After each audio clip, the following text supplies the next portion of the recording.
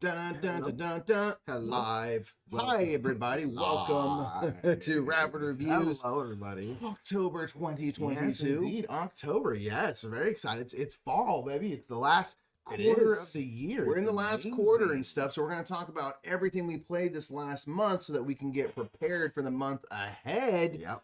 And then the last quarter of the year, we're hoping to finish strong with some gaming. Finish a little strong, yeah. Absolutely. As the weather turns for us, that means it goes from like 79 to 75. Yeah. But for other folks, as the weather turns, we start playing board games more, I feel like, as we settle in for the long definitely winter. Seems like that in other parts of the country and the world where they're like, oh, we can't go outside, so we're going to play board games. We're like, we're going to go to the beach because we live in LA. Yeah, but we can bring a board game to that beach, sure and we're going to play it, and then we'll talk about it in our next Rapid Reviews. But before we start talking about everything we played, we have some new patrons, my man. We do have new patrons. We always talk about our new patrons for the last month because it's kind of like a month review kind of thing. Absolutely. And so we want to give a big shout out to our patrons. Thank you so much for continuing to support us. Absolutely. Thank you. We have Jacob Harris. We have Andy Burt.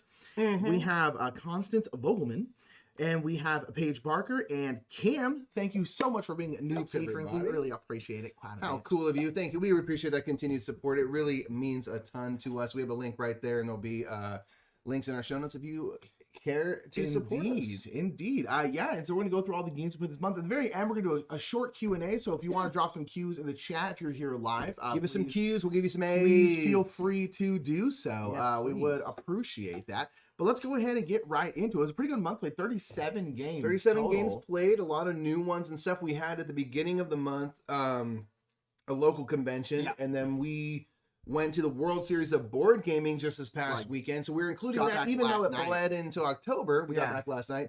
We're going to include everything we played there and talk a little bit at the end about what the World Series of Board Gaming was like for us. Yeah, it was cool. Yeah, and so we're going to go ahead and start with, again, we always start with all the new stuff we played. So we're actually starting slightly different. We're going to start with Terraforming Mars, the dice game. This is more of a first impressions, everybody. It's more of a first impressions because we didn't get to play a full game with this, but we did get to play enough where I think we got a pretty good feel for it. We got a sense. But we didn't want to do like a full, like, this is our official stance or whatever. Yeah. So I just feel like Terraforming Mars is a dice game like So I enjoyed it overall. It was different than I expected. So when I first heard like an announcement of like Terraforming Mars, the dice game, I was like, is this gonna be like a roll and write version? Is this gonna be like a super snappy kind of abstract version? Mm-hmm.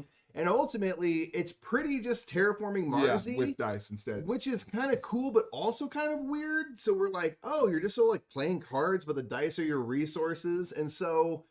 And instead of getting like steel production, you'll get like dice production. So like during when you do your production thing, you might get like blue die, yellow die, blue die stuff, and like the certain dice faces are weighted to have certain the gray die will have like your titanium resource on it. Well, mostly steel, some titanium, and one face is a city. So so if you have a card that takes like one microbe, one plant, a steel resource, you need those 3 dice with those faces. Yeah, exactly. That's how you play cards into play. I'm not gonna lie, I didn't really like it. Like I thought it was fine. I don't know. To me, it's like I wish it was more different than Terraforming Mars, because might say we have Terraforming Mars, we have Terraforming Mars Ares Expedition, which changes a decent amount, but still pretty Terraforming Marsy. Yeah. And now we have this, which again changed stuff, but still like pretty Terraforming Marsy. So I'm like, to me, I'm always like, I'm kind of like the whole time I was like, did we need this? Like, did we need like a dice version of Terraforming Mars? At first, I thought it was gonna be like a roll around. I was like, oh, okay, that's gonna be like different and stuff like that. To me, like, I don't know. There was a lot of the game where it's like, you need specific dice faces, and there's ways to like mitigate your die a little bit. Basically, every turn you can do a supplemental action and then main action. Mm-hmm. And supplemental action is mostly where it's like you can turn in a die to flip over any die. Yeah, set a die face. You can turn in a die to like get cards, or you can just like get a die, you immediately roll it. But there was so much of the game, and then if you can't do a main phase, you can just do a second supplemental phase. Mm-hmm. I feel like there's so much of the game where I was just doing 2 supplemental phases because I just didn't have the dice I needed. Yeah. Like all my cards needed green tags, and I had no green dice. Like with the corporation I got, nothing gave me green dice. So I just every time I was like, I guess I'll just take a green die, roll it. Cool, that's not what I needed. Yeah. So I'll have to spend another supplemental action to turn that what I needed. And I just felt like a lot of the game, I was sitting around doing nothing. So, I think here's the thing, a couple things. One, like, I think maybe over the course of a full game, and that's why this is a first impression. I think that's maybe the idea is that, like, I think maybe the turns are really quick and they keep moving. So if you have a sort of a nothing turn or whatever, it doesn't really matter. Yeah. Because you're going to have another turn in 40 seconds. It's true. It's pretty quick. Like, for me, like, it didn't bother me so much. The thing that I was bugged by is like, oh, Now I have to put my fate into rolling dice, and I don't roll dice well. They literally will never come up the way I want them to. So I was like, that sucks. There was one person who was just like, oh, I need 2 steel. Boom, cool, roll 2 steel. And he just kept rolling everything he needed. I was like, well, cool. I guess that guy's probably going to win. Maybe over the course of a game, it maybe because you can mitigate and stuff. But I was just like, oh, this sucks because I can't control. What I'm doing. My resource production stuff. I can just. And then you can mitigate the die, but a lot of times you have to give up a die to then mitigate a die. So it's just that worked out for me because I had 1,000. You had a billion die. Yeah. So the jury's still out. We want to play a full game of it. As of right now, I'm pretty like. I don't see the need. The thing that's interesting is like there's still a board, there's still cards and stuff. So it's very Terraforming Mars. They streamline stuff, and I do think that this will be the quickest one. Probably, yes. And that might be nice. Like if this game really is something that you can play like under an hour, and especially a 2-player game, you can play it like 25 minutes or something. I think then there's some space for it. Jury's still out. We had a friend that backed it, so we had them add an extra copy. Yeah, we're getting it regardless. So we're going to get it and try it for reals. But yeah, the first initial thing, I was just like, oh, this is different than I thought it was going to be. It's weird. And not as does it compare to Roll for the Galaxy? No, because it's not like the action follow thing or anything like that. It's just kind of Terraforming Mars, but dice are your resources. Yeah. Well, Jury's still out. We'll see. We'll but find as of right now, I'm kind of like, no. This will probably be our third favorite Terraforming Mars game. For me, it's a distant third, yes. All right, Mike, He's got stronger opinions. I do. Mike, you play Feudum. Feudum! There's a lot going on. It's a thing that has many strong flavors. I don't know if any of those flavors go together at all. There's so many things, and the packaging, and it looks really amazing. It's very cool, and there's lots of cool stuff. But I was just like, I don't know what I should do or what's good, and I don't recall how I scored points or if I scored any. It was a fun time. I had great company. I don't think Feudum is a great game, but it's a lot of a game. There's just a lot of I watched this entire game of Feudum. I had no idea what was going on. There's a lot of thingies. I am glad that I didn't play it. I'm not gonna lie. Yeah.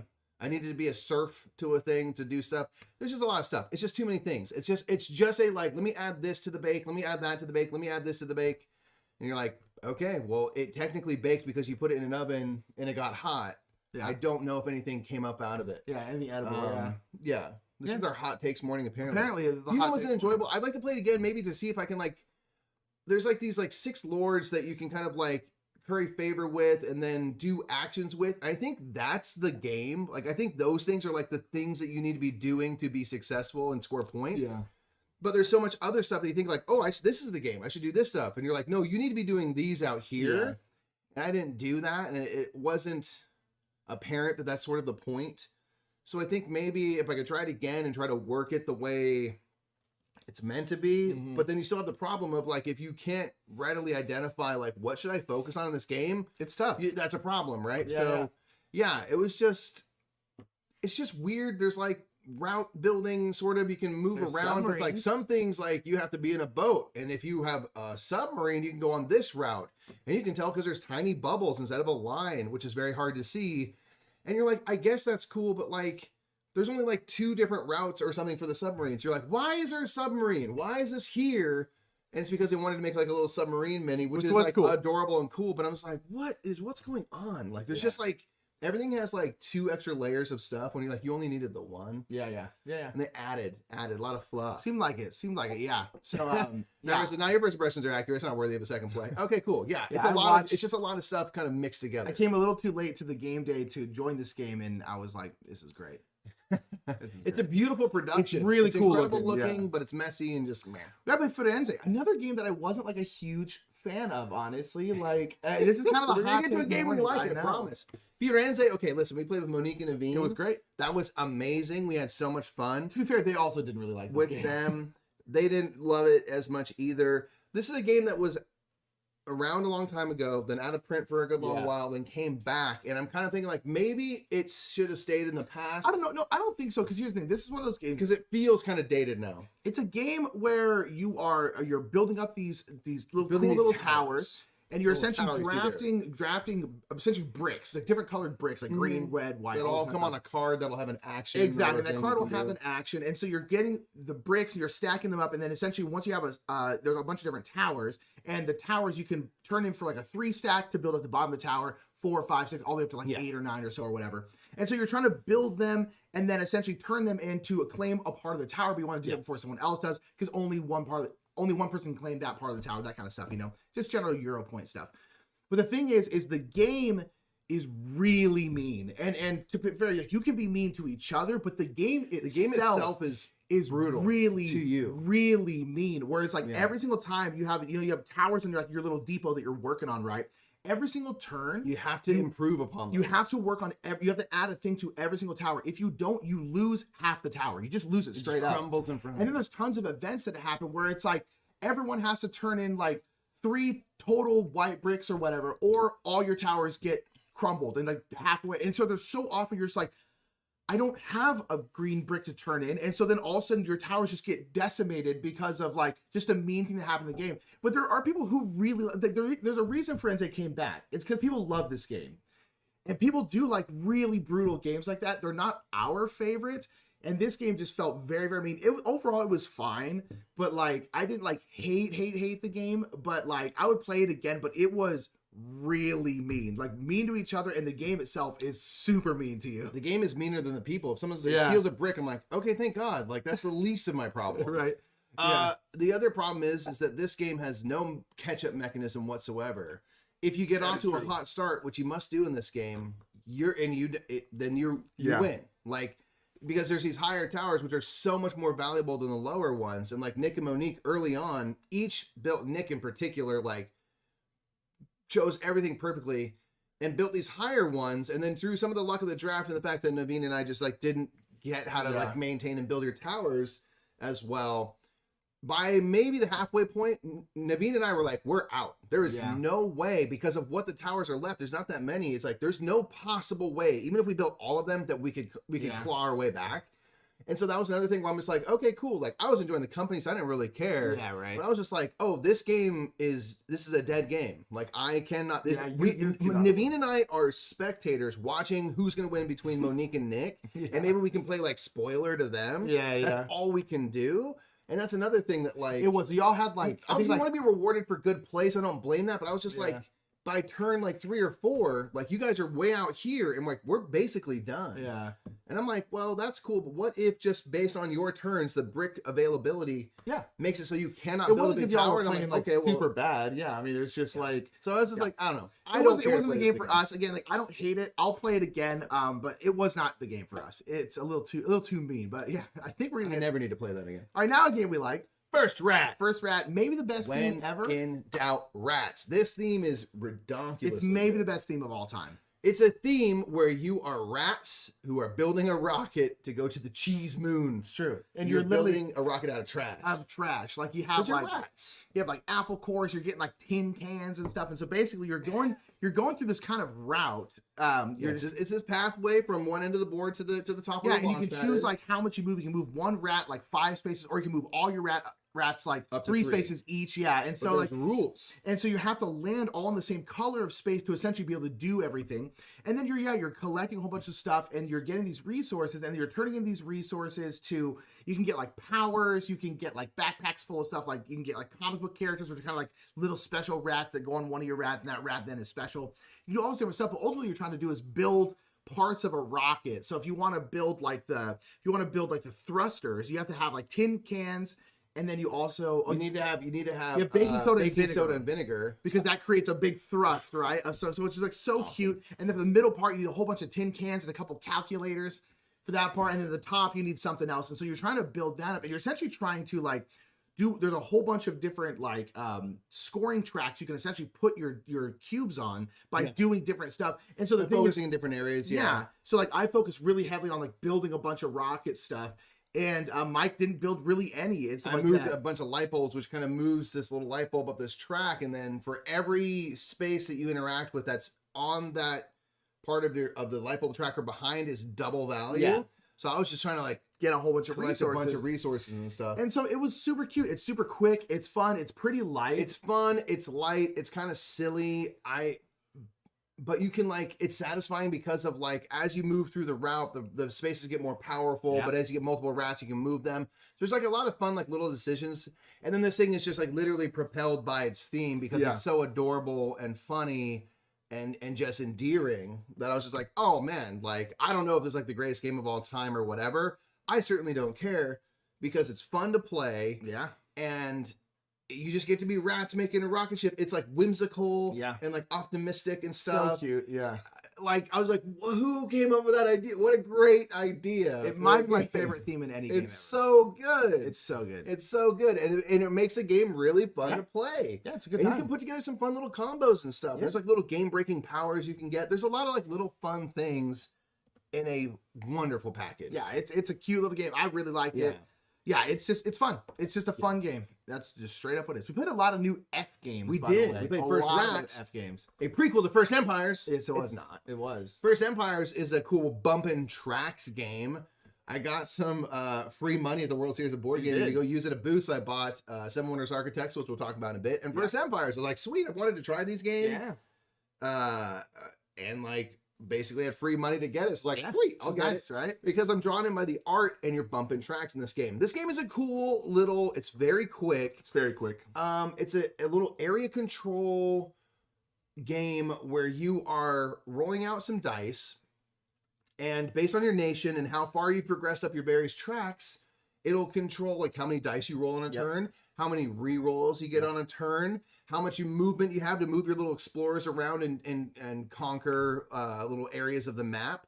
Because what you ultimately want to do is once you've rolled your dice out, moved your people and stuff, you want to have dice colors and symbols that match the regions you control. So if I have, a blue, a green, and an orange area I control, and I have a blue, a green, and an orange die. Hey, that's enough. Puppies are blue, or green, and orange die. I can progress up the blue, green, and orange tracks one spot apiece. As you progress up, you get better. Again, you can start rolling more and more dice on a turn, so things all kind of ramp up in a nice way. But it's all kind of simple and light. There's no like roll dice to battle. It's like if I have more units and I move in to your place, you just get retreated. You don't lose your people. They just go back to a region you control. So you're kind of always taking each other's little regions.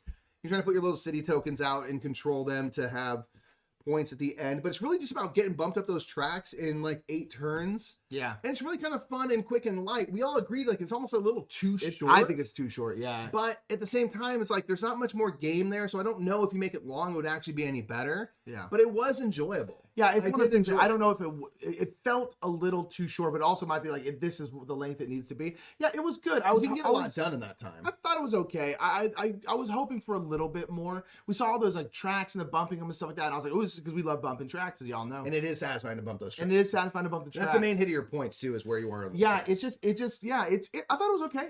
I thought it was fine. Honestly, like I didn't think it was outstanding. I would definitely play it again. It's really pretty. The production value is great. I like the concept of it. Every little character has this little tuck box that was pre-constructed. Has all your biddies. And like it's really fantastic. Is great. Yeah, but it was good. Yeah, it was fun. There's a 2-player side of the board specifically. Yes. To keep it nice and tight. So I'd love to play a 2-player. But yeah, it was just a nice little production. Yeah. That did a lot of stuff well. It's not game like changing, but solid. Yeah, like totally. decent. And I do like I'd play it again. I do like the physical size of it, because this is a game where it's like a pretty simple very game. Contained. But they easily could have made it just like a full-size game, and I'm very glad it almost feels like a fierce defiance of like those bigger games, because you have a player board, but it's like it's nice and contained, and the board's very small, but like functional and the meeples are very small, and like everything else would be, it's like this looks like a game that should be this big. They made it this small, and that to me is like I don't like that. Thank you for that. Appreciate it. Yeah.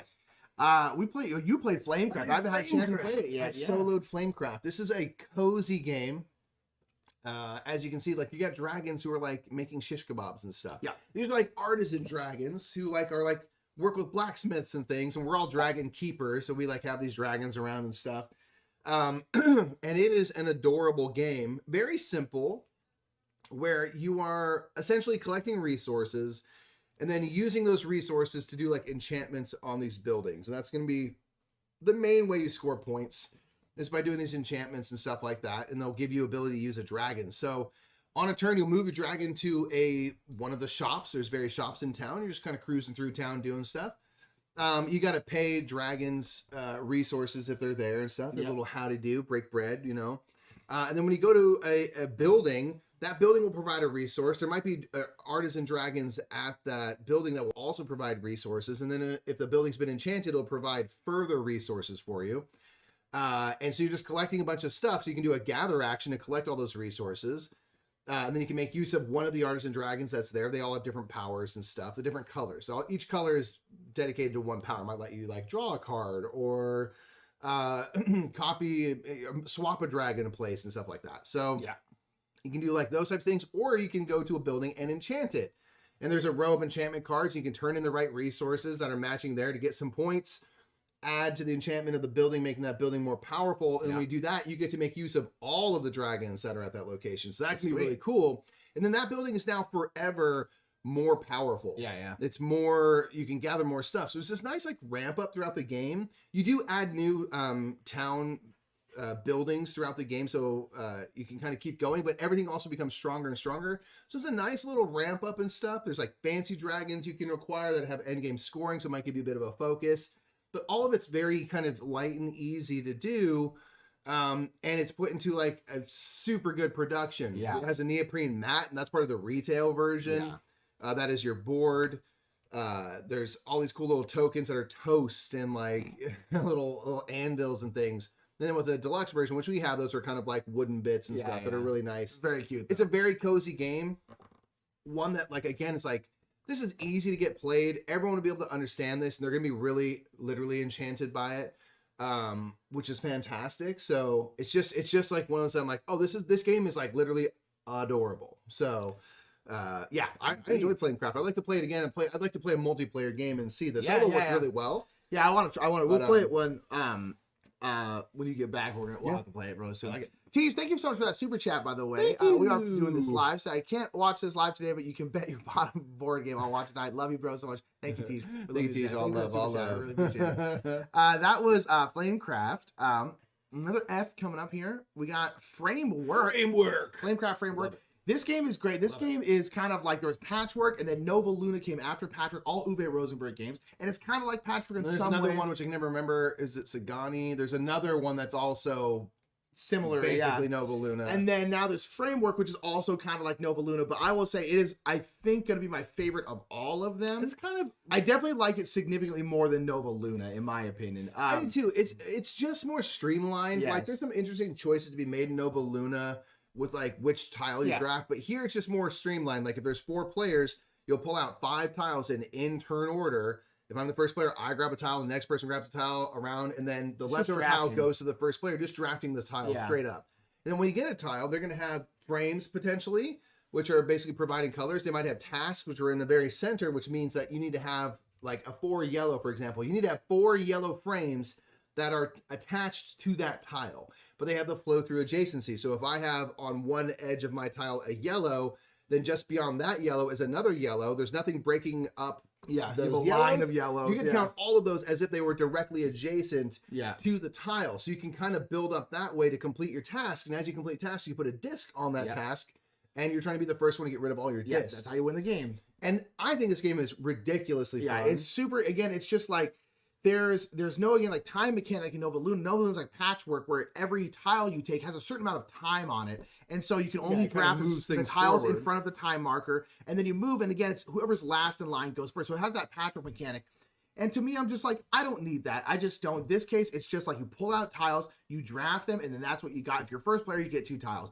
To me, it just cleans up that whole part, but the rest of it is pretty much the same. I also think this one looks nicer. I like the little frames. I think they're cute. I think the frames are cool. This one helps with the colorblind folks, because each of those little frames, the colors have different patterns and stuff, so that they're not, because again, Nova Luna is just like colors, like a very German thing. They don't understand that like colorblind people exist. I swear to God, they don't or don't care, because they do nothing about it to change things. And this finally does, where there's like, oh, those have different patterns. That is helpful. Just do things. Yeah, it's nice for that reason. We do have a couple friends who are colorblind, and there's certain games we just can't play because of that. And so nonetheless, Framework, I really like Framework. The thing I like about Framework is, in all of these games, is they're engine building games. Yes. Because you can get like this giant area and then build everything off of like greens. You can start auto-completing later and stuff. It's like, this is one that you can just play, and we did the other night. You played it, reload the bag, play it again. Yeah, it's really great. Yeah. Framework is a good time. So good. I like it a lot.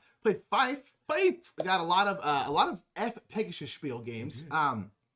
Notice Fife is an abstract strategy game where you are it's kind of interesting. You have essentially your board here. Your board has a bunch of different spots for like different little tokens, and the tokens will have 3 things on them. They'll have a color, they will have a number, symbol on them, and then a number. And then basically you're drafting these tokens, and then you're putting them out onto your board into like, I think it's a 5x5 grid. Yep. And essentially, and then you have all these different scoring tiles, which I think are like surfboards or something like that.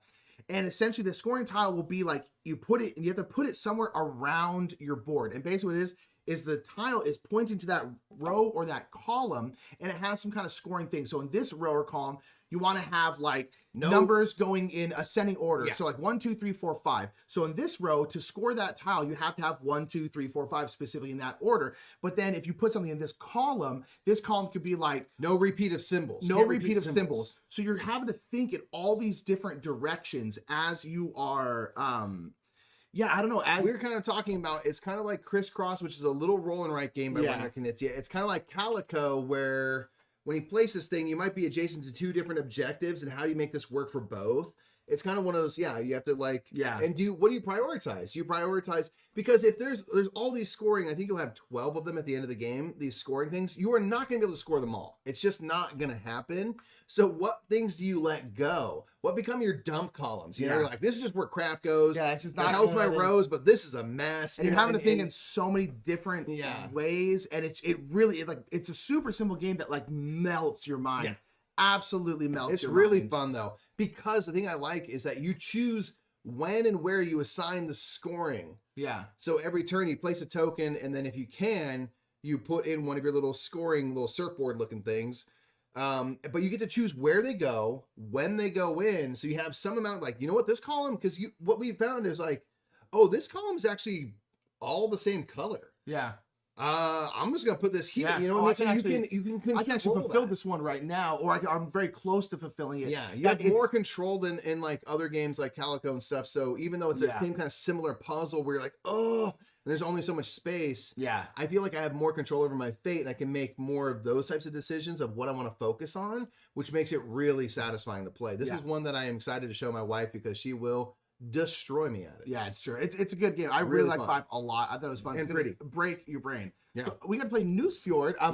This is the first game for me. I played it a long time ago, so it's effectively more or less the first time. Yeah. So this is an Uwe Rosenberg game, kind of one of the bigger box ones, not like the huge like Feast for Odin size ones, but like it's kind of it's a very fast game. Specifically, particularly at 2, it's very fast. It's like a 30-minute. It's game, 20 minutes per player, and they like mean that as like a high end. They really do. Like, it's not fast. It's not game. Slow. It's not long. No, not at all. Yeah. So basically, most of the games based around getting fish. You're Nusfjord, you're up there fishing, and so you're essentially getting these different buildings, and these buildings you're getting wood, you're getting fish, and you're getting gold, and you're essentially trying to get these buildings into your typical kind of grid board that Uwe has in a lot of his games. And then you're putting those in, and you have forest tiles on there. You're trying to remove those forests to get wood, but again, kind of typical Uwe style. Any empty spaces on your board are going to be negative points at the end of the game. Bad news. And you also can get like village elders, and those village elders will give you kind of a special ability that you have to can feed them, because they're old men. They're like, give me food. I need food. And so you have to feed them before you could use them. And so, but it's just this kind. That's basically what it is. It's pretty simple. Just build some ships and some buildings. Really, that's the main hit of points. Is like do that and like. And you're building ships, and how many ships you have determines like how much fish you get just each turn. It's your haul. It's your fishing fleet. There's like shares in it a little bit. There's a lot of different stuff in it, but nonetheless, it's really fun. It's it's like for us us playing it, it's like 30 minutes like max. Yeah, it's really basically fast. A filler game. Yeah.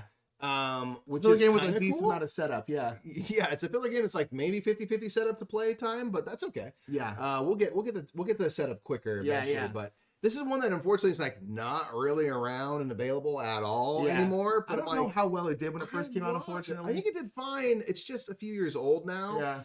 Yeah. And so it's one of those I'm like, oh, I hope it comes back, because I think I would really like to pick it up. And you can play a solo game of this, and apparently it's really good at solo too. And a lot of people like the 2-player game experience, but it's so fast. But it's just 7 rounds and out. Try to get your fishing up and everything. Good. So it's cool to get a lot of those hits of like the normal Uwe stuff, but in just a really compact playtime. Yeah, it was good. I liked it a lot. I thought it was a good time. Absolutely. We played Hey Yo. This one's these are usually out of order. This one's a little out of order. We played this with Paula, And this is a very interesting game, a little oink game, so a little tiny little game that has a little speaker in it. Yeah. But you can also have the music on your phone. There's But a this YouTube is a game, video that just plays the same beat. Yeah. yeah, it's particularly it's a game where you have to be listening to music. And so basically there is a beat that's like and basically you have these cards and you're essentially trying to get like rows of the same symbols, the same letters essentially that say either hey, yo, or ah in it, like that. It's just and you're trying to build that thing, and on your turn, and the music's just playing. So on your side, and the whistle, and Mike on the whistle has to play a card. And then it goes to the next person. The music goes through again, and it's like a couple seconds. It's not super short though. But you have to. You have to be paying attention. And so you just go like boom, whistle, da da da da da da, whistle, da da da da da da, whistle. And as you build this track, whistle. Yeah, as you're trying to do this, you want to build ideally the same kind of symbol or sound that you're making in a row, and then there's sort of like a punchline, which has like this like sun symbol that has that same name to it or whatever. If you put a bunch of those, hays in a row, and then the sun version of hay, then that gets to score, and you'll get a point for basically every hay that's before anything else breaks it up. Yeah. So you're trying to like do that, but of course we can't talk about what cards we have. We certainly don't have time to, and you might be stuck playing a card that you don't. It's like, sorry, this is going to break this up before we get to score it. And you're trying to get the best score possible by playing a bunch of stuff and then capping it off with one of those like sun. Yeah, the kind of like the hit sunburst, the hits of music. Whatever. Cute little game, super simple, little game, but it's fun. I liked it a lot. You play cooperatively, you can play it in teams, and it's very fun. Always like. And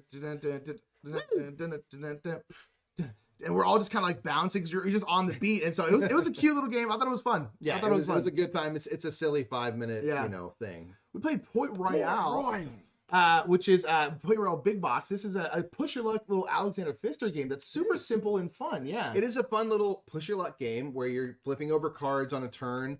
And hoping to be able to purchase some of those cards or trade with the ships that come up to get money. Your money are just face down cards and stuff. But you run into the risk of if a red ship comes out, that's fine. If another green and then blue and a black ship comes out, but if ever the same color ship comes out twice and you don't have the ability to repel that ship, then you bust. Yeah. And you go bust and you get nothing. But if you are successful in drafting out something, you can, of course, stop. After you draw one card, you can choose to stop whenever. Yeah, whenever you want. But if you draw out more cards, then you can interact with more cards. If you draw out just 3 or less cards, you can trade with one ship or buy like one card. But if you get 4 cards, then you can do 2 purchases. If you get 5 cards or more, you can do 3 purchases. So of course you want to draw out a bunch of stuff so I can like trade with ships to get coins. Then I use those coins to buy a pirate that gives me cutlasses that help me repel ships and stuff. And you're just trying to get these building cards. They'll be worth influence. It's a race to 12 points, 12 influence points. There's like little expeditions that can happen that can give you symbols and stuff. Yeah, there's certain characters that just have symbols. They're also worth a point, but you can turn those into complete an expedition, which might be worth like 6 points. Yeah. And that's all it is. It's just this little push your luck, draw some cards, do some stuff, which is great because it's really quick and easy. Yeah. In the big box, there's like kind of base game. There's a shorter version of Port Royal, which gets rid of a lot of the different cards that have different powers, because you kind of have to explain what the card powers are as they come out. Not that they're hard, but there is a number of them. So it gets rid of those and just gives you a few kind of cards, which you can play really fast. And then there's a few other expansion module things you can put into the game to add like bigger contracts to do. And there's ways you can play it cooperatively. You can solo it and all sorts of stuff. So I'm excited to explore more of what's in the box. Yeah, there's a whole bunch of different stuff. It's a good little push your luck game. It's quick. You don't want them to be long because you could just like go like, well, that sucks. There's the first 2 cards are 2 black ships. Bummer. I'm out, but so you keep the game moving. Yeah. I enjoyed it. Yeah, it's good. It's a good little, as Mike said, it's a good little push your luck game. It's cool art and stuff. There's lots of like ladies and folks of color, pirates and things. And so I'm like, good. So it just has like a nice because this is like the reprint of Point Royal, I believe. Or like recently there's a reprint of the big box. But it's great. It's a good little push your luck game. And like, you always need a couple of those in your collection. Just good. Doesn't have days welcome or anything. I'm going to play Rome. Tell me about it. Rome is interesting. It's a Ryan Lockett game where essentially you put out these like, I think it's 6 cards, and its cards are grids, and so they have grids on the cards, and they make one big grid. And then basically you have your you have like essentially town villagers, and those villagers you'll flip them over, and the villager will allow you to put out your pieces in a specific pattern. So one might be like an L, like bop bop bop, like that L. And stuff like that. And so basically what you're trying to do is you're trying to fill in these cards, and then once a card, all the grid spaces are filled in completely, whoever had the most of their pieces on that card will get to gain that card, and that's then will flip over. It is another villager, and that villager then will have another pattern that you can then put out onto the board. And essentially you're trying to get to 10 cards, or rather once someone gets to 10 cards, the game ends, and on the cards that you're gaining, there'll also be points, and you're trying to score the most points. But the cool thing is like where you are looking at the grid, like if the grid's here and I'm looking at it this way, you cannot rotate or flip or anything of the patterns that you have on your cards. So if mine, it's like boom, boom, boom, I have to put that out on the board in that way. I don't get to rotate it, I don't get to turn it. And it's all about how you're oriented. So if I'm looking at it this way and Mike is looking at it this way, our like little L's are different. So it's one of those things where like you're trying to make it work with the cards you have and the patterns you have, and try and put stuff down to fill in these cards. It was a cute little game. Like I thought it was fine. Like I don't feel like the need to like get it, honestly. Like I thought it was good. But did enjoy. Yeah, I did enjoy. Didn't think it was like outstanding. I don't think to me it didn't feel like it would have that much staying power. But yeah, I thought it was good. As always, looks amazing. It looks great. It's Ryan Locke and stuff. It looks great. It was a cute little game. Cool. I liked it, but you know, I'm not crazy about it. Okay. That's about it. Yeah. Solid. Yeah. Decent. Mike got to play Russian Railroads. I did. So you played this maybe the month. No, you played this back in May, didn't you? Yeah, it was a little while. So I've been excited, eagerly anticipating. It's on Board Game Arena. I was like, I want to play it in person first because I can grok the game better. It's really fun. I really enjoyed. It's a worker placement game. So it's a train game, but it's not in the typical like you're going to build routes out and deliver and stuff like that. It's more just the idea of trains and stuff. You do move down some tracks, but they're on your player board and everything like that. This is a game that is all about the ramp up, because in the first round, I think there's maybe 6 or 7 rounds, something like that. In the first round, you're going to score like 4 points. In the last round, you're going to score like 80 or more, like, because everything will just be built up and you'll just be like and just like score all these points. So it's really satisfying that in a fairly short period of time, like a 2-player game we play in like 30 minutes maybe, you will like go from nothing to so much stuff. And that was really cool. It's pretty straight up worker placement. Some spots take 1 worker, some spots take a couple of workers and things. It's a pretty tight board, so of course you're blocking each other. And what you're trying to do is you're trying to kind of move down these tracks, which will give you production and different types of resources. You start off with like coal and then get to different metals and things. But the thing that's kind of fun is like the little black resource, or the thing is like coal or whatever.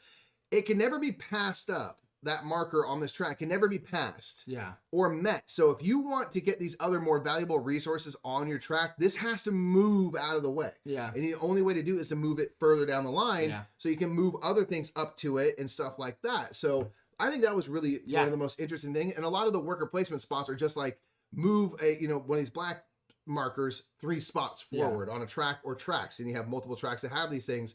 So it's really about managing that so that when you go to produce and stuff, if you have strong enough trains to reach track space 7, you'll get points for all of the different types of resources depending on how far they are. And again, certain ones are more valuable than others. And so that's that kind of engine building that you get where you've moved up all these markers, and now when you go to produce, if you have the right trains and stuff, you just get all these points. There's like these engineers. That was my like main beef with the game, is like there's like 1 engineer per round. And so whoever's the first player, and I guess the idea is to prioritize the first player, like bam, engineer. So I'm like, I got 0 of them. Like why would you want a better character? They do better versions of the other actions, and I kind of wish there was like a couple of them around. That's my only thing where I'm like, totally fair. It just feels a little too programmed. You're like, okay, first player goes here, and the second player's like, going to go here, and then like, it feels a little scripted. I don't know if like Ultimate Railroads, which has some of the different expansions and versions of Russian Railroads in it, would help with some of that stuff. That was really my only beef though, and it's like a minor one. But yeah, it was really fun. That ramp up is very satisfying in a very short period of time, so I'd really like to play it again. I'm definitely gonna keep my eyes out for Ultimate Railroads, which is again Russian Railroads and the other ones, and wait for it to come on sale. They're coming on sale. We'll probably snag it. Because it was really fun, and now I do want to play it on BGA because I know how to play it. Now you know how to play it. Alrighty. That's a good point. Now, Byers mentioned about the catch-up mechanism of the Russian Railroads. One of the people we were playing with who taught it was just stronger and was making more points, and I had a really good last round, and it just like wasn't Didn't matter, gonna yeah. So there, I think that's a fair. Yeah, that's assessment. fair. We finally played the third Planet X. This has been on our shelf of opportunity for longer than, at this point, I think any other game at that point. We've gotten Pulsar out of the way, so yeah, We've this is the next one out of the in way. line. This one is it's a deduction game where you're searching for Planet X, and you're doing that by finding out the locations of basically a whole bunch of other stuff. Like there's like asteroids, comets, dwarf planets, open spaces where there's nothing, and stuff like that, and gas clouds. And so you're basically you have this like big circle of stuff in different sectors. Yeah, and it has like 12 different sectors in the normal game. You can play 18 on the other side. No way. It's not right now. And basically what you're trying to do is you are deducing down where stuff is, because everything has like rules. So like asteroids can never be alone. There's going to be 4 asteroids. You always know there's going to be 4, and they can never be alone. So it's either going to be 2 groups of 2 or all 4 together. And then like comets can only be in these certain spaces. Gas clouds have to be adjacent to like an empty space. Dwarf planets cannot be adjacent to Planet X. So you know all these parameters, and then basically every game is set up differently through the app. And you're basically asking the app questions. Essentially, you're like, in this sector 1 through sector 4, are there any comets? And the app will tell you, no, there are no comets. There's no comets, or there's 2, but you don't know where within. You don't know where they are. But You're you know like, okay, within so I a know there's range. 2 in here, and then through that you're just deducing. It's just pure deduction. That's all it is, pure deduction, going through like that.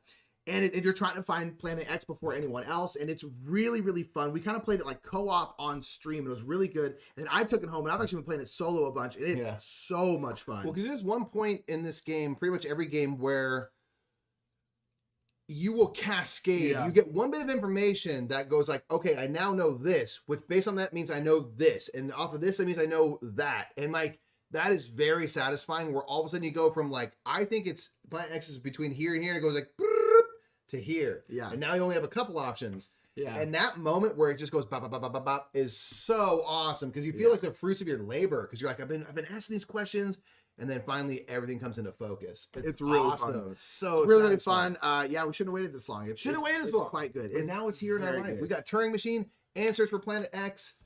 Our brains, we're gonna be so We're gonna be smart. like, wow. We're just gonna be galactic strats. Yeah, galactic strats. Really fun game. Really, really fun. I'm enjoying the hell out of it. Absolutely worth the absolutely wait. great. We played up Trails to Tucana. This is a little roll and write. Super simple roll and write. Super simple roll and write, where you are going to be like building little trails around this island. And you're going to flip over like 2 cards that are going to show like mountain and forest. And what you need to do is draw a line that connects hexes of those 2 types. So mountain to forest. You need to have a line that's going to connect those things that follows the rules. Or it's water to water. You got to find something between water and draw a little line.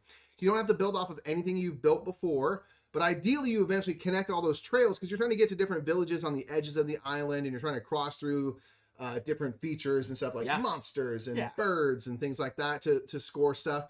And so it's just really about finding ways to build a really cohesive path, given that you have to make something that's a legal play that's between the 2 land types that are showing. There's a couple of wilds, and you like literally go through that deck twice, and that's it. Yeah. Very simple. Yeah, it's super simple, but it's really, really, it's really good. It's just a simple little roll and write that, again, like this is, again, like one of those roll and writes you can kind of pull out with basically anybody and be like, this is what you're trying to do. This is how you do it. All right, let's go. And it's just like, it'll make gamers. Like it's a great little roll and write. I'm glad we have it. It's because adorable. we're like, there's a bigger side of the island if you want to play a bigger game. So like, that's cool. But yeah, it's just super easy to get to. The losers play it online a lot.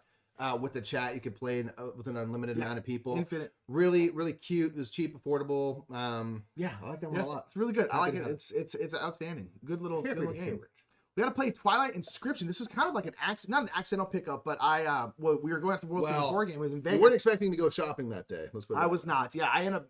My flight got canceled, and the next one they could put me on was like 10 hours later. So I was like, well, I guess I'm just in Burbank now. So I went to a couple game stores and hung out. And I picked up Twilight Inscription, and I learned it. So this is the roll and write version of Twilight Imperium. It does not feel at all like Twilight Imperium. Just want to let you know right now. It feels very much like a big roll and write. But yeah, this is a game where you essentially have like 4 sectors, and one's like exploration, one's like expansion, navigation and warfare, just TI is 4X stuff, right? Sure. And essentially what it is though, it's like you have these event cards which will mostly give you like resources. And then you're just crossing off those resources on these 4 things. And each round you choose like an active sector. And you can really only work on that sector. So you flip over this card. Usually you'll have resources. And you roll out these dice to get more resources. And you're just marking stuff off. just marking stuff off, and that stuff will give you other stuff and unlock other things and give you these like other assets. And again, everyone kind of works differently. Yeah. And I really liked it. It's a big game. It's a big roll and write. Us two playing it together because I taught Mike. Yeah. Was probably like an hour and a half, 2 hours. It is a big roll and write. Granted, we were also teaching. Yeah. But like it's a big roll and write. It's a huge one, but I really, really liked it. There's also a bunch of different factions, all like TI factions. And those will give you some kind of special ability or some kind of special power. And yeah, it's just really, really good. I really liked it. As a game itself, it's really outstanding. If you're looking for a TI4 and a roll and write, it's not that. But it is a It's not like it's the Twilight Imperium of roll and writes, but it's not Twilight Imperium the roll and write. I've never played Twilight Imperium, but I've heard from other people. It seems like people who really love Twilight Imperium don't like this, and people who don't like or have played Twilight Imperium do like it. I'm in that category. I haven't played Twilight Imperium. I'm not comparing it to anything. I'm just going off the merits of this. It's really fun to like, you cross this off and you get this little bonus over here. It's very combo-y and stuff. Boom, boom, boom, boom. I really enjoyed it. Yeah, I liked it a lot. I think it's really, really fun. I thought it was outstanding. It was super fun. Really, really good. We got to play Unmatched Houdini versus the Genie. We just had a playthrough of this come out yesterday, so make sure to watch that. Watch it right now. Yeah, this is a really good set. Another great set from Unmatched. You have Houdini, who's like all about illusion and kind of showing up where he's not expected. And he has boost abilities. Yeah, so basically whenever you boost his movement, you can just put him anywhere, which is pretty nuts. If put him anywhere, and a lot of cards that if you use that card for a boost, it gives you a power. Like, I'm going to play this as a boost and I get to draw a card or do all these other things. That's a brand new thing that's never been done. And he just smoke bombs to one part of the board or the other.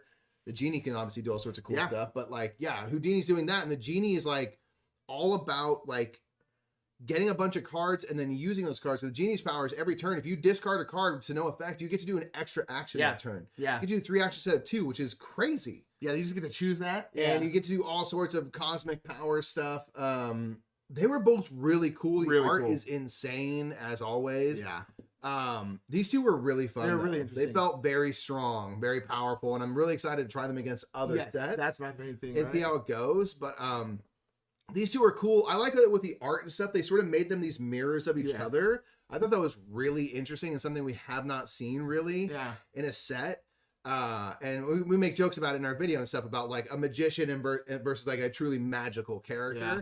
I was like, that was just a really cool combination of people really cool together. Choice. These are people from like the design contest they did. Yeah, which is both, so cool. Yeah, they're both really strong, cool characters that feel very magical and very like Houdini and Genie-ish. Yeah, there you go. Very awesome. Yeah, very, very fun set. Really liked it a lot. Yeah. It's good. If you're in Unmatched, pick that one up. We got to play War of the Ring, the card game, which our good friend Shay had a copy because he was reviewing it for had a demo copy. So this is a 2 to 4 player card game version of War of the Ring, where essentially if you're playing 4 players, you're playing on teams, where 2 players are the shadow, 2 the baddies. Yep, and then two players are the free peoples. And essentially, each round there's going to be like a quest card that's out, and then there's also going to be a battlefield card and a battleground. Yeah. Yes, the battleground might be like Helm's Deep or something like that, and the path might be like early. The path follows more or less the same path as like Lord of the Rings. So like in the beginning, you're like in the Shire and something, or the Prancing Pony or whatever. And essentially, you're playing cards out to these different 2 different cards, but there's only certain things get played to each one. So if it's a Helm's Deep card, you can only play like Rohan there or Wizard cards. Wizard cards can go anywhere because Wizards can go anywhere. But like if I'm the bad guy and I'm on the team and I'm like I was playing like the Nazgul and like the Mordor people, it's like I can't roll up on Helm's Deep. Yeah, because like the Witch King was not there, so like it makes sense like narratively to like the stories and stuff, which is cool. But that's also where we kind of ran into some problems. I didn't so much have this problem because I think I'm a genius, but like, it's true. So if you're playing on teams, or even if you're playing 1v1, I've got half of the bad guy cards, but I have specific factions. Like again, I was the Nazgul Mordor people. Yeah. Shay, my teammate, was like Sauron and these monstrous characters and the Harrods. Yeah. And so if there's a like battleground that is Helm's Deep and stuff, like that's on Shay to figure out. I can't mess with that. Yeah. I can maybe do the path card stuff because I have certain characters that can play on the paths because they're 1 through 3 and they can play on 1 through 3 paths and stuff like that. So that's where it gets interesting, is like on certain turns, or a lot of the turns really, it's going to be like, okay, one teammate needs to handle this. Yeah. The other teammate's going to focus on something else. Yeah. And I think people can wind up feeling stuck because, like, what if you don't have any people that can really battle, and you're the only player that can play in that area? It's like, well, we're kind of stuck here. Yeah. Now, one thing I think is that that is a key to this game is you can play characters out to kind of like a reserve row. And for me, I think it was a little easier to grok that because the Nazgul, a lot of their abilities are activated if they're in reserve. Yeah. So I was focusing on that. So I always had people I could play and do stuff with, and everyone else kind of felt stuck at different points in the game, which I do think is maybe a flaw because you'd hate to be like, well, we're going to lose this because I just don't happen to have any Gondor cards. Yeah. I do think that's a problem. If you play 1 versus 1, you take those two halves of those decks and shuffle them together because I'm now all of the free people. Nick is now all of the bad guys. And maybe that helps, but also by pure card luck draw, maybe still just not have anything. They have these ring abilities that are for the 1v1 that means you can draw cards more and mitigate that luck. But it was one of those things that was like, there was moments in the game where, and I think in any game that you play, where you were going to be frustrated by the card luck part, which is a flaw. Yeah. Yeah, I weren't sold on this. I didn't really like it that much, honestly. I thought it was okay. I don't know. I felt like there was so much of the game where I just couldn't do anything. I just well, this whole round I can't do anything because I can't play anything to the path, and then I can't play on this battlefield because I don't have the right characters. And so I was like, cool, I just can't do anything. And like even then, like, and then it's like, sure, you can play some stuff in reserve, but it's like the cards I had, they didn't do anything in reserve. Like, and so like there was just nothing for me to do. And then even we did play it once before with Shay, where it was me versus them two. They were the Shadow Army, and then I was playing the free people on my own. So I had all the cards, and there were still times where like, cool, I just didn't draw any Rohan cards, so I just can't defend Helm's Deep at all. And so like to me, I don't know, I felt a lot of the game where I just wasn't able to do anything, and it really soured my viewpoint of this game. Yeah, and again, to me, I'm just like, yo, like I just can't do anything. Like, yeah, and I don't know if that's the point of the game, is that like you're gonna lose some things, so just let it go and instead save your cards for the next thing, put some cards in reserve or something. Maybe, like, I don't know if like that's the idea, is that like there's gonna be the ebb and flow or something. But it's still frustrating because you're like, oh, I would absolutely do something about this. I really want this because I want the points or whatever. I don't want to give the other player the points, but I literally have no options of stuff I could do that wouldn't be very costly. So it was interesting. It was I don't know. I want to play. I want to play 1v1 and see what that's like before. I want to play it 1v1 for sure. But I don't think it was never going to replace War of the Ring. No. It's a fundamentally different game, and I think some of the card play stuff is kind of cool. Yeah, some of the aspects of it are very cool. Just as of right now, I'm kind of like out. I'm just like I want to try it 1v1. But like if there's still significant time where I just feel like I can't do anything, that just kills the game for me. I don't want a turn where I don't feel like I can do anything. Like, but I think for anyone that plays this game, I think putting cards in reserve is a humongous part of the game, because the idea is like they're not available or useful now, but they will be later. Yeah. Because it does kind of follow narratively through where like certain characters are meant to show up later in the story. So I'm gonna put them in reserve now, have them hang out, maybe give me this passive ability or whatever. I think that's a bigger part of the game than we thought. Yeah. Well, again, I didn't have cards that worked in reserve. I don't know. It just, I don't know. It didn't sing for me. Okay, we also played Yokohama. It's the last of the new games. Yes. We played this game a very long time Effectively ago. New. Have no real, don't remember much about the game, but we found this game for sale. And so we're like, oh, let's pick it up. We've always wanted to play Yokohama. And it's one of those games that looks very overwhelming. And when we played it was kind of like, it was many years ago now. So we were kind of like, oh, this is kind of a lot. And we played it now. And I'm like, this game is not that complicated. No. No, but it's kind of this route building game in a way, because on your turn, you're going to place out some assistants onto these different action tiles. And then you have your president who moves around, and you have to be able to move through spaces that have your assistants on them. Yeah. So you have to kind of build, if you want to get down here, you got to have a little pathway through that. And then based on the amount of assistants you have at a location, if you've built at that location, then your president, they all add 1 power apiece. And the more power that you have at an action, the stronger that action is. You get to do, if you're collecting resources, you get to collect more resources. There's like silk and tea and fish and things like that. And so it's really about kind of like, I'm going to put some assistants over here, but I'm going to go up here first, and then I place an assistant here, here, and here. So now I put 2 over here, and as you build your way down, so that as you get to each action, you kind of maximize their power. That's really fun to kind of play with. Yeah. And you're just trying to get resources and turn those resources to complete contracts, which are these cards, which will give you a hit of points, and maybe they'll give you a little bonus, like maybe collect an import good or what have you. You can collect goods and stuff and go donate to the church, which is kind of putting them onto this little track, which times out the game. And obviously, the more stuff you can donate, the higher you can place your little assistant, the more powerful it is. There's export goods where you can also, the more kind of goods you can turn in, the higher you get to place. Yeah.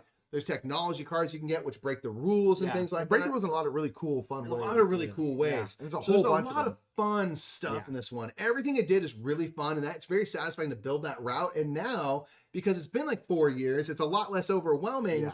And so it's just, I really enjoyed it. Me too, yeah. I thought that it was really, really good. I knew we would, but I was just like, oh man, when I started reading the rule book, I was like, oh, this is like, not that complicated. By now, like with all the games we play and stuff, I was like, oh yeah, this is right in our wheelhouse. Like I know exactly how this works, no problem.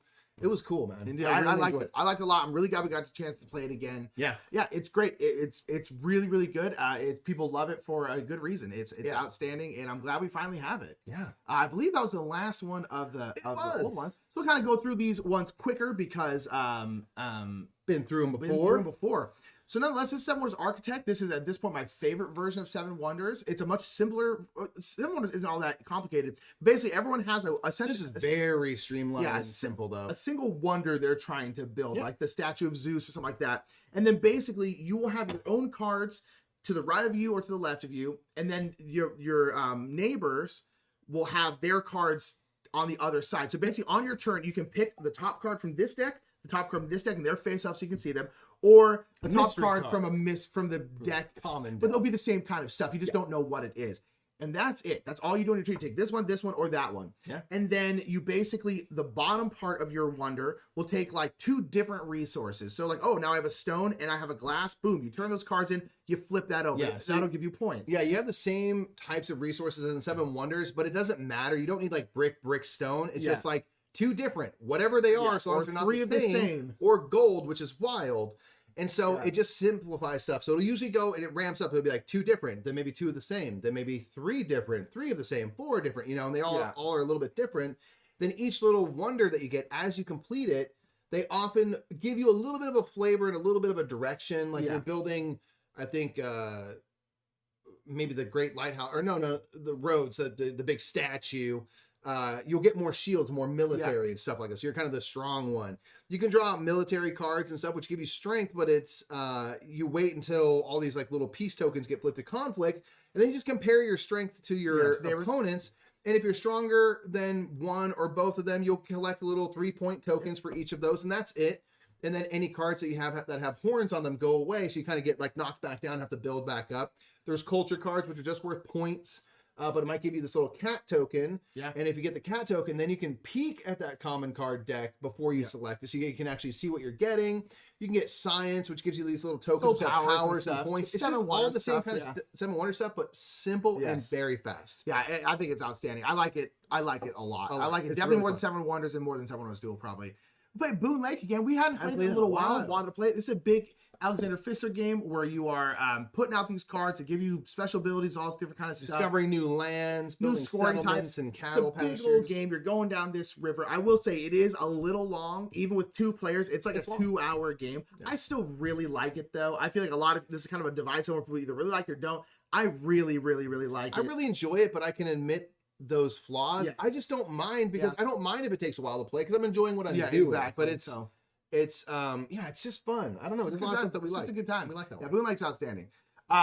We both played Carcassonne. Compete in the World Series board game in Carcassonne. I did not win. Neither one of us won. I did good. I was in a rip-roaring lead until the end. Yeah. And then I came in 3rd. I was very, very close. I beat Stephen Bonacore in the game. He was in 4th.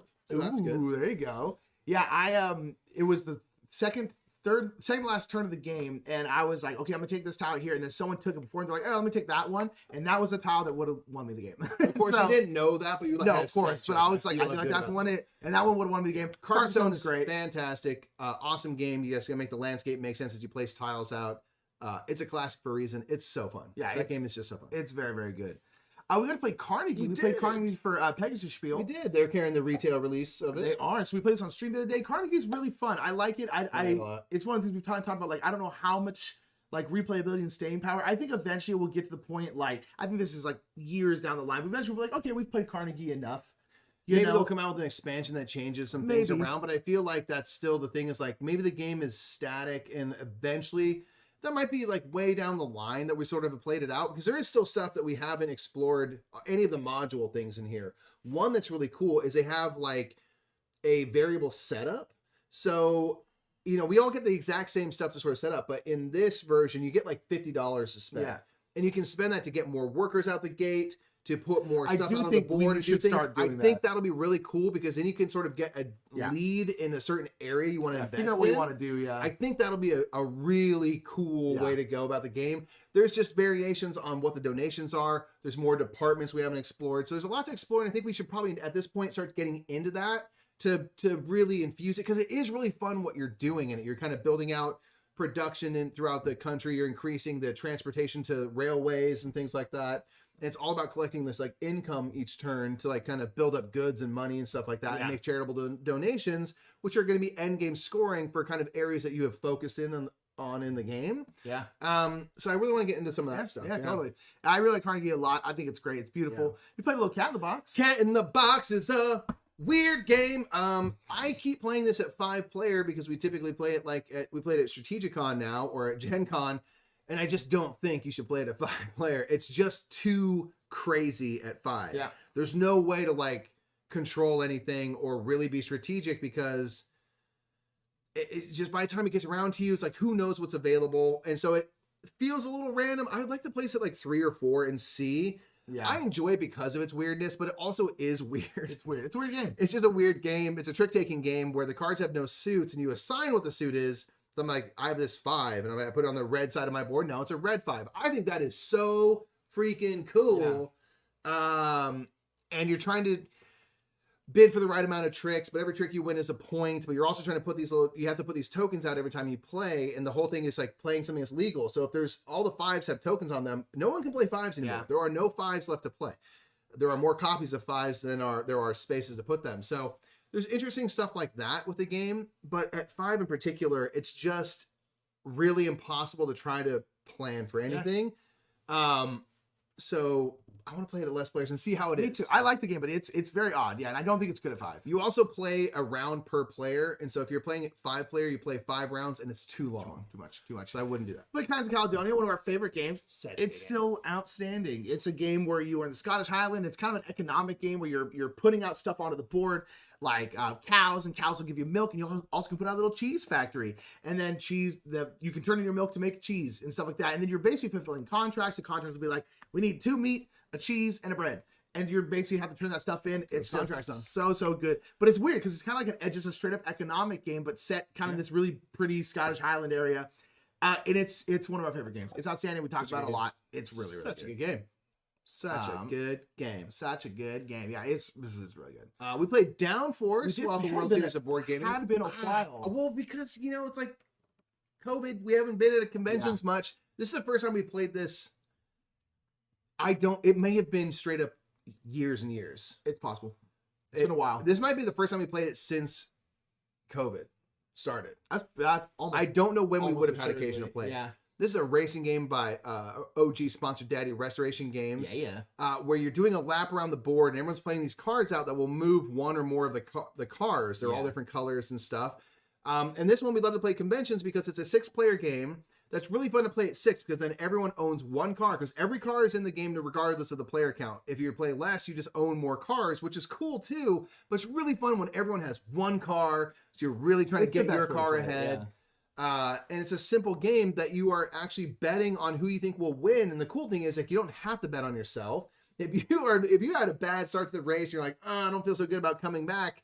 Maybe I'll bet on black. They're in a rip-roaring lead. I have some cards that are going to move black. Let me go for that, and try to bet on that so you can kind of mitigate some of that stuff. You can create traffic jams. Ideally, you block stuff so that all the other cars but you can't move, but you get to move ahead and stuff like that. It's so really, really fun game. It's simple, just so easy to play. So fun. There's all these different maps now. It's like 6. I'm just like, let's just go. I love Downforce so much. I always want to play it at 6. Yeah, it's so fun.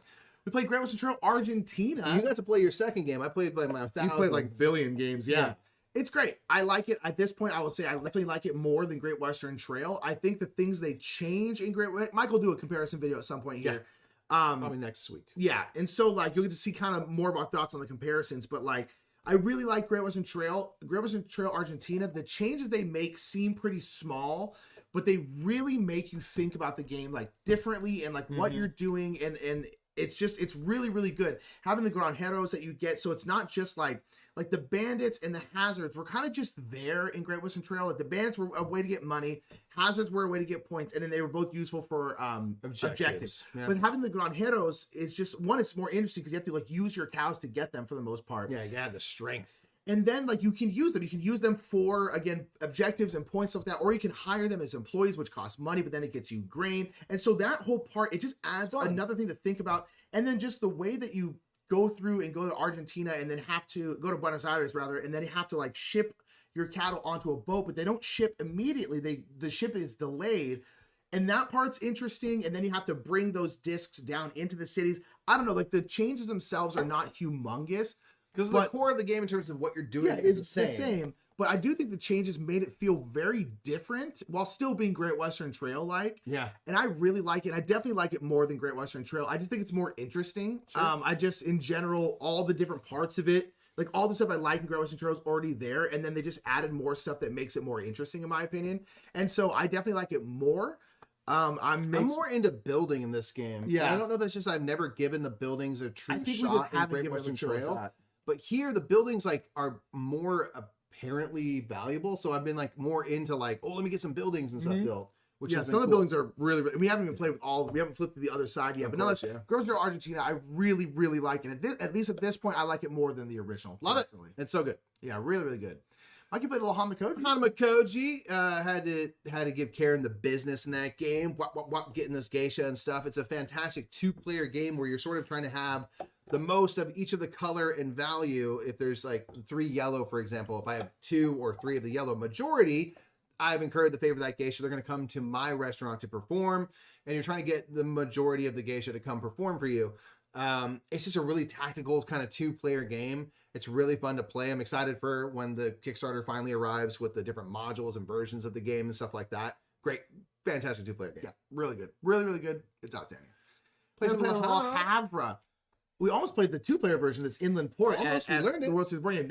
Didn't quite get the chance to play it. Le Havre is great. It's a game where you're getting a whole bunch of resources or building buildings or using buildings. That's basically it. On your turn, you basically will refill some of the resource spots, and then on your turn you can either use a building or you can get resources, and that's it. That's the whole thing. And the buildings do a whole bunch of different stuff. Most times they're returning in resources either into other resources or into money or into this or that. They do there's a lot of different buildings. But that's the whole game. It's like you just take stuff or you build or you use a building. That's it. And it's just so simple in that way, but there's so much strategy with all the different buildings. You're also going to have special buildings come out, which are like wildly different and like all over the place.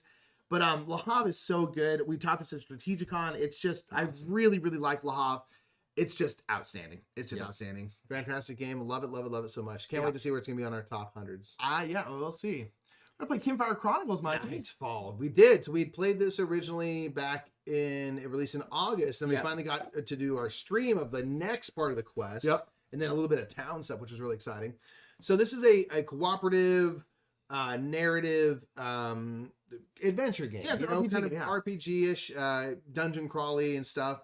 But it's all kind of like meant to, I think, bring people into these types of games because it kind of introduces stuff about the game as you play. So you don't have to like worry about learning all the rules for everything before you get going. Like literally it gives you bits of instructions and stuff as you go. So you have everything you need for the first little encounter where we fought this dragon thing. And then it gives you some more rules and stuff. And it basically explained how combat works there. And then it gives you some more rules and stuff. And you learn about the kind of adventuring side. We had to like cross this river and stuff. And there's like, depending on what you draw, you have successes and failures, which might change how things go and sort of what state you find yourself going into the next battle. In that second little battle part, we all of a sudden had sort of like terrain elements that gave some boost to defense and things. So it explains that. And then we made it to town, and you get to have like interactions in town. It says like, hey, now you're in town. you get to sort of explore, go do that. And so it takes you through it, so you're not overwhelmed by everything. Yeah. You just get to learn as you go, which I thought really was a fun. really cool thing, and they did it really successfully. Yeah, it's really, really fun, and I think there's going to be an absolute butt ton of content in this box. Thank you, by the way, Jay Rodriguez, for that super chat, the tribute. Great work, thank you. This is just Thanks for the tribute. We really appreciate that. Thank you so much for that super chat. But nonetheless, I really like this game. I think it's a great way to get people into these kind of dungeon crawl games where you're leveling up your characters, do all this stuff. I think there's going to be a ton of content in the box, because we found like a little town that had like 6 or 7 places you can go to. And Risa, who works for Incredible Dream, was in the chat, and she's like, yeah, the next town has 40 places you can go. We were like, what? Huh? So like, I think this game is going to be humongous. Yeah, it's really, really like cool. Some of those people, if you go visit, you're going to get a side quest. If you do this, you're going to get this thing. So it's like, oh, then you might be able to branch off and go over here. And yeah, there you and can definitely choose path. The first two quests you have to do, but then after that, they're like, yeah, now you're gonna be able to start to choose. So you're like, oh, okay. So and of course you're really leveling cool. up your characters and getting better versions of cards and stuff as you go. So it's all about that kind of like how your character grows through the trials and tribulations. Really, really fun. Yeah, really fun. I really liked it a lot. I got to play Rococo. Paula had been wanting to play Rococo, so we brought out the World Series of Board Gaming, and yeah, it was great. I really like Rococo. We have the old version. We don't have the new version. Yeah, I never really felt the need to get the new version, and I still kind of feel that way. I still feel like, this one's got a perfectly good version right here. So, but yeah, we played it. I really like it. It's a game where you are making garments. You're making like suit jackets and pretty dresses, and then you are renting those out to put them into the king's palace, and then you basically want like area control on the different floors. This game is like one of the things where this game kind of like Sierra West in a way, where it's like it's a little bit of a lot of things. There's a tiny bit of deck building, a tiny bit of area control, a tiny bit of like resource management, a tiny bit of like a whole bunch of different things. It's interesting that way, but it works in that way, because a lot of times those kinds of things don't really work very well. But in Rococo, it works great. I love it. I love the theme. I think it's really, really good in general. It's a solid game. Yeah, It goes down smooth and quick. We played Shakespeare. Paula wanted to play it, with Paula and Sass Queen, and we hadn't played this in a while. Long time. And we've been talking about this recently, like, man, I wonder, like, are we sort of over Shakespeare? Are we done with it? Is it just like an older game we have? Blah, blah, blah, blah. We're just talking about it. And then we played it, and as is usually the case with this game, it was really fun to play a 4-player game, because we haven't done something other than 2-player in a long time. We're reminded, like, how much we enjoyed this game, how cool it is, how awesome the art is. The stuff you're doing is simple. You're putting on a play for the queen. So, you know, you want to get characters, which are these action cards you can use and they help you write the script of the show because they're rehearsing the play. You get them into costumes, which might give you money or prestige points, which are what you're ultimately trying to achieve. You can get set pieces, which give you like one-time boons and stuff. And as you build your set big enough, you start getting points for that because you have a really impressive set. The backstage expansion is so much better because now the actions you don't bid with, you can use those ones you leave behind to do actions over here. Yeah, so necessary. It's just really good, cool, and the art and stuff are so dope. Yeah, it really that is. I'm like, it just reminded me of like, oh, this is why this game will stick around forever. This is why, this is why this game will probably stick around forever. If everything will get rid of it, I think the rule is we got to play it. Because we need to remember. Yes. Yeah. Everybody's near the coal pile. Be like, I would play it first. Gotta play it first. I think it's been one of our evangelism games for a long time for a reason. It's incredible. Yeah. We gotta play Skylands. We played with our good friend Crook. Yeah. This is kind of like the retheme of Mombasa by Alexander Pfister, and now it's put out by Pegasus. We had a lot of Pegasus Spiel this month. Yeah, a whole bunch of it. Yeah. And yeah, I really like it. This is a game where you are kind of deck building, and you're buying shares in these like 4 companies. These 4 companies are out mining the moon. And so you're putting out like their like buildings, their little outposts out on the moon. And then basically however many outposts they have out is going to generate a certain amount of money at the end of the game. And then you take all that money times by the amount of shares you have in that company, and you're going to get that much money. And that's what the points of the game is money. And then it's got the really cool deck building system that's in like Mombasa, in I think Blackout Hong Kong as well, where you play your hands of cards. Starting out, it's going to be 3 cards you're going to play. But then at the end of the round, you have to put those cards into 3 separate discard piles. And you cannot put 2 into the same one. You can only put 1, 1, 1. And you can choose where they go. And then at the beginning of that, actually before you do that, you take one of the discard piles down and then put it into your hand. So the thing is, you're constantly like putting your cards up here and then taking them back down. But the thing is you can't like put a bunch of stuff together. You have to like... you basically like, oh, I have this really good turn. I have a whole bunch of energy, which is one of the things you can have. And but then you're gonna have to then split it up, so you can't like stack the deck hit super the same heavy, strong thing which over is and over. really cool, and it just works really, really well. I really like Sky Mines a lot. I think it's cool. I think it's great. I'm excited. There's a whole nother side of the board. That side looks crazy. There's a couple different modules like in the box, and I'm very curious to like try them out because they seem like, well, this is weird and different and stuff like that. It's got a solo mode that I want to try. So I like Sky Mines a lot, and I'm curious to try more. Sky Mines, aka Moonbasa, which I almost wish they'd just gone for. Say right? Moonbasa. Moonbasa. It's great. That's what it is. That's more or less what it is. Yeah. Better. We played Terraforming Mars. Played digital Terraforming Mars, which I hadn't played digital in a while. Terraforming Mars, I still really like normal Terraforming Mars. Sure. I definitely like Ares Expedition, which is coming up next, more. And this kind of like confirmed like, oh yeah, I like Ares Expedition like significantly more. Although I do still like normal Terraforming Mars. I like base Terraforming Mars. I just would prefer to play it with Prelude and in the app. Yeah. But Terraforming Mars is awesome. It's such a good game. It's so good. Classic and amazing for a reason. It's so fun to build. I do like Ares Expedition more though. Like like a lot. I don't know. It's physically absolutely. Yeah, it's just I don't know. It's just I really like the kind of Race for the Galaxy action selection system. The follow through, you always are doing stuff, especially we played a 3-player game. It's all kind of simultaneous, so you're always doing things. You're just always doing stuff. You can always do something on your turn. I love the fact that like if you have cards you don't want, you can just like ditch them for money, which is like super useful. I love the fact that like when you're getting like steel resources, you're not getting individual cubes that you then turn in. You just have it. Like if you have 3 steel production, you just always have a discount of 6 now.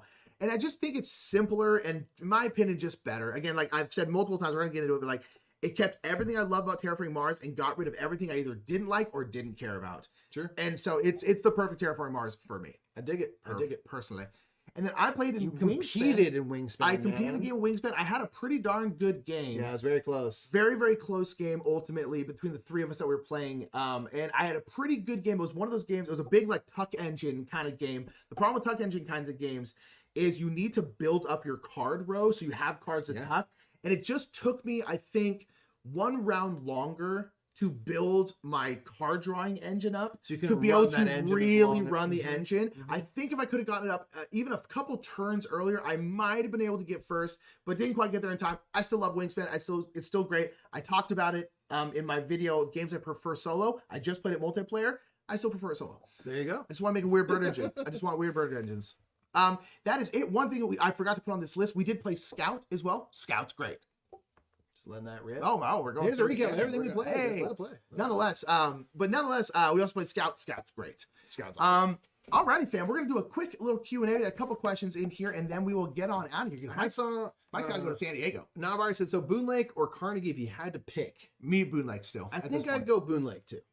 It's fun to build up the cards and stuff. I don't know. For some reason, Boone Lake sings for me. I don't know why. Yeah. We only had a couple here. There was one in here. Oh, someone was asking about how Twilight Inscription plays solo. It's great. Yeah, you've soloed it. The solo and the 2-player game are basically identical. Basically, there's this Mechatol Rex like board, and it basically means when you're doing because there's gonna be a couple like battles that are gonna happen, and you're comparing your like strength against your neighbors. And basically, in a solo game, you're just comparing your strength against Mechatol Rex, which will have a certain amount. In a 2-player game, like one of your things will go against Mechatol Rex, the other one will go against your opponent. So other than that, they're basically exactly the same. We're gonna be playing this game with Shay soon. I do want to play it at a higher player count because there's also like council events that happen where you have to like vote on stuff.